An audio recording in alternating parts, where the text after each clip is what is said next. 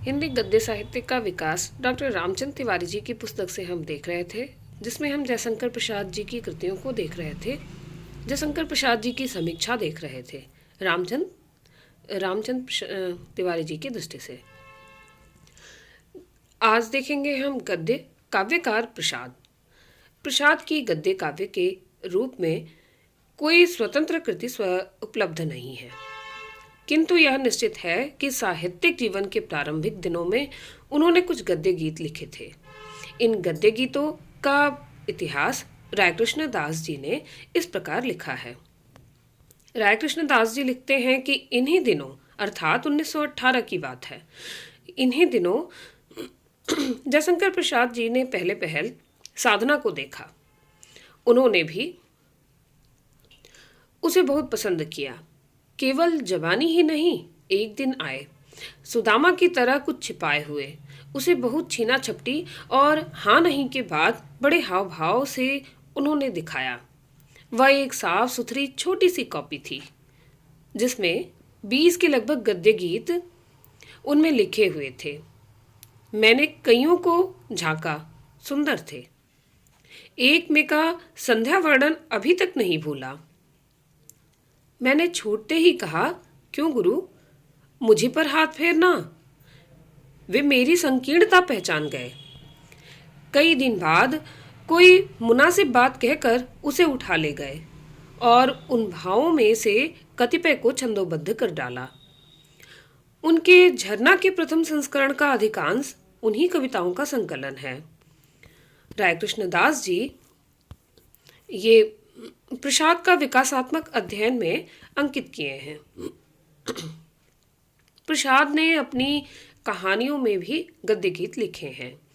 विभिन्न पात्रों के मुख से पद्यकल्प उद्गार गद्य में ही उपस्थित किए गए हैं।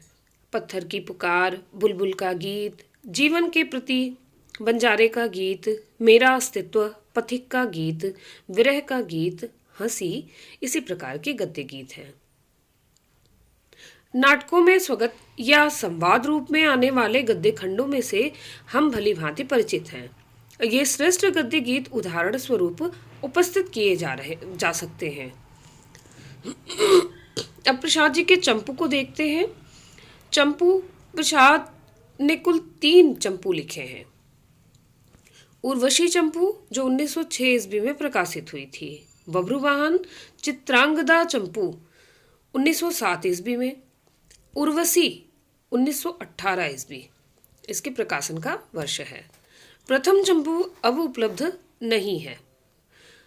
हिंदी साहित्य में ये चंपू अपने विशिष्ट स्थिति के कारण बहुमूल्य हैं। उर्वशी में कालिदास के प्रसिद्ध विक्रमोर्वशीयम त्रोटक की छाया है। बभ्रुवाहन की कथा महाभारत से ली गई है। इसमें अर्जुन के पुत्र बभ्रुवाहन का शौर्य प्रकट हुआ है। जयशंकर प्रसाद जी की अब भाषा शैली को देख लेते हैं। भाषा शैली, प्रसाद की भाषा में उनकी चेतना का पूर्ण प्रतिबिंब देखा जा सकता है। जब वे विचार एवं चिंतन की गहराइयों में बैठकर साहित्य, कला तथा दार्शनिक विषयों को अभिव्यक्ति देते हैं, तब भाषा का स्वरूप यौक्तिक, संयमित, गंभीर एवं संस्कृत निष्ठ हो जाता है। जब ऐतिहासिक तथ्यों को अतीत के अंधकार से निकालकर प्रकाश में ले आते हैं, तो भाषा में इतिवृत्तात्मकता, तार्किकता, शुद्ध शैली तथा विश्वास जनित दृढ़ता झलकती है। इसी प्रकार जब वे उपन्यासों और कहानियों में वर्तमान युग की यथार्थता को स्पर्श करते हैं, तो उनकी भाषा में जीवन की वस्तु स्थिति सिमट आती है। वाक्य छोटे छोटे हो जाते हैं, अलंकरण की प्रवृत्ति दब जाती है, सरलता और ऋजुता वाक्य विन्यास की विशेषता बन जाती है। व्यक्तित्व विधान या दृश्यांकन के समय प्रसाद वर्णमय चित्र खींच देते हैं।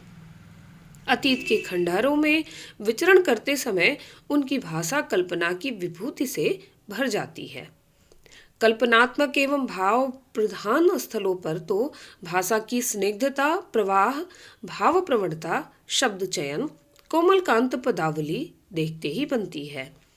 प्रसाद की कला कोमल एवं भयानक प्रत्यक्ष एवं रहस्यमय सभी प्रकार की कृतियों को पूर्णतः मूर्त कर देती हैं। नाटकों में पात्रों के अनुकूल भाषा वैविध्य प्रदर्शन को आप उचित नहीं मानते। प्रारंभ के 2-1 नाटकों में पात्रानुकूल भाषा परिवर्तन अवश्य देखा जा सकता है। संक्षेप में प्रसाद की भाषा शैली के 5 प्रमुख स्वरूप देखे जा सकते हैं: विचारात्मक, अनुसंधानात्मक, इतिवृत्तात्मक, चित्रात्मक और भावात्मक।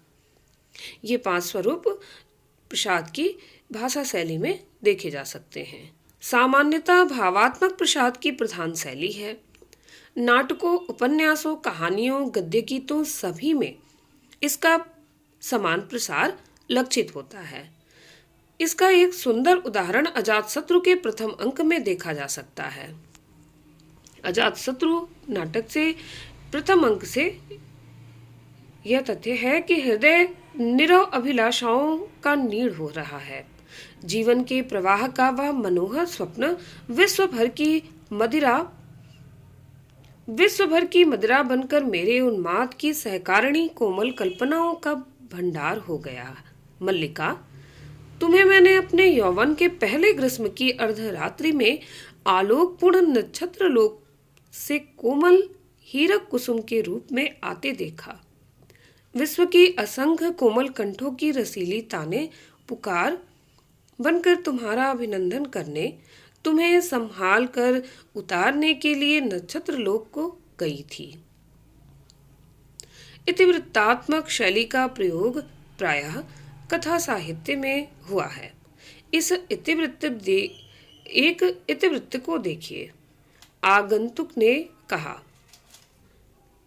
मंगली, दुर्ग के अधिपति देवपाल का मैं भृत्य हूँ। चंगेज खां ने समस्त गांधार प्रदेश जलाकर लूटपाट कर उजाड़ दिया और कल ही इस उद्यान के मांगली दुर्ग पर भी उन लोगों का अधिकार हो गया। देवपाल बंदी हुए, उनकी पत्नी तारा देवी ने आत्महत्या की। देवपाल बंदी हुए, उनकी पत्नी तारा देवी ने आत्महत्या की। यह बालक उनका पुत्र है। बालिका मेरी पुत्री है, इसकी माता नहीं है। लज्जा ने दोनों को शरण दी। स्वर्ग का खंडहर नाटक से यह वाक्यांश था जो इतिवृत्तात्मक शैली में लिखित था। प्रसाद ने चित्रात्मक शैली में रेखा चित्र, भाव द्वंद्व चित्र तथा बाह्य प्रकृति चित्र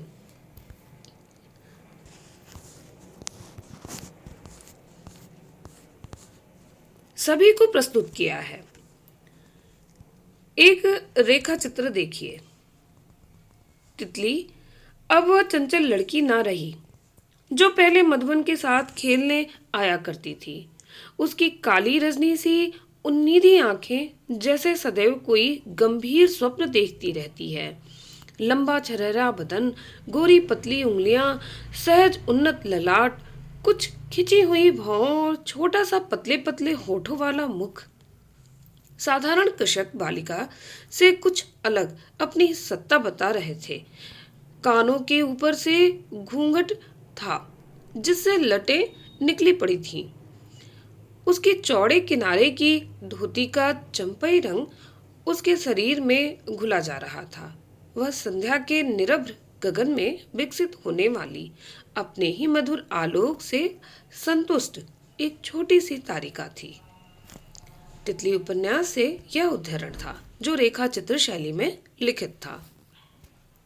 वर्णमय चित्र का इससे सुंदर उदाहरण और क्या हो सकता है। अनुसंधानात्मक शैली गवेषणापूर्ण निबंधों में देखी जा सकती है।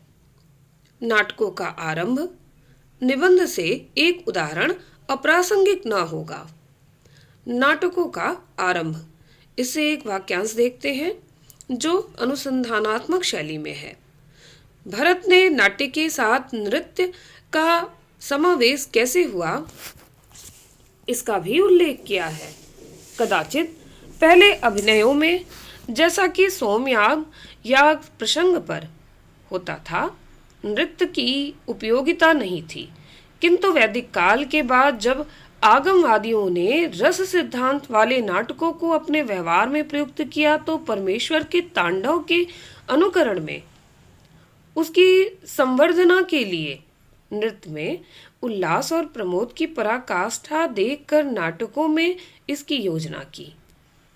भरत ने भी कहा है, प्रायेण सर्वलोकस्य नृत्यमिष्ठम स्वभावतः। ये भरत मुनि का वाक्य है। अनुसंधानात्मक शैली के अंतर्गत अध्ययन से उपलब्ध तथ्यों और निर्णयों को प्रसाद ने प्रमाण, अनुमान, तर्क युक्ति, उद्धरण आदि से पुष्ट करके प्रस्तुत किया है। प्रसाद जी एक मननशील विचारक भी थे। उनके विचार दीर्घकालीन मनन चिंतन के परिणाम हैं। नाटकों में रस का प्रयोग शीर्षक निबंध में प्रसाद जी ने आचार्य शुक्ल के निम्न कोटि की रसानुभूति के सिद्धांत का खंडन करते हुए कहा है, इधर एक निम्न कोटि की रसानुभूति की भी कल्पना हुई है।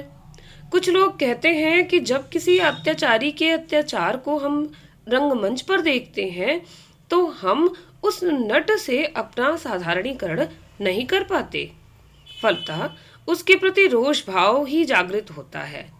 यह तो स्पष्ट विषमता है। किंतु रस में फल योग अर्थात अंतिम संधि मुख्य है। इन बीच के व्यापारों में जो संचारी भाव के प्रतीक हैं, रस को खोजकर उसे छिन्न भिन्न कर देता है। उपर्युक्त उद्धरण में प्रसाद जी की विचारात्मक शैली का आदर्श प्रस्तुत हुआ है। स्पष्ट है कि प्रसाद की भाषा शैली उनके व्यक्तित्व की व्यंजना करने के पूर्ण समर्थन है। प्रसाद के भावोच्छ्वास, चिंतन, अध्ययन, अनुसंधान, कथा, कल्पना, अंतर मंथन सभी को मूर्त करने में वह सर्वथा सक्षम है। अब हम प्रसाद जी का मूल्यांकन देखेंगे। मूल्यांकन, गद्यकार प्रसाद का समुचित मूल्यांकन किसी एक पक्षीय दृष्टिकोण से करना अनुचित होगा।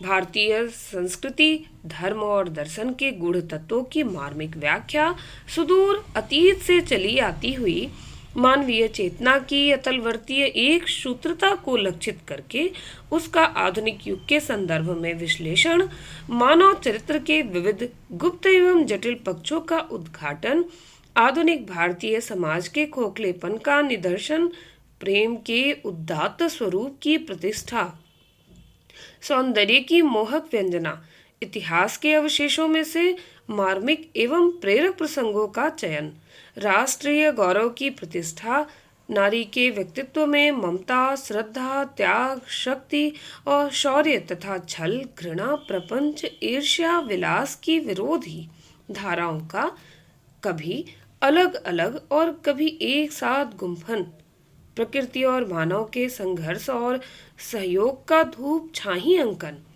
नियति के विधान और मानवीय प्रयत्न दोनों के संयोग से मानव के उत्थान पतन का चित्रण, भौतिक उपादानों को आध्यात्मिक महिमा से मंडित करने की अद्भुत कला, अमूर्त भावनाओं और मनोवृत्तियों को मूर्तिमत्ता प्रदान करने की क्षमता, प्रत्यक्ष और गोचर से परे रहस्यमयी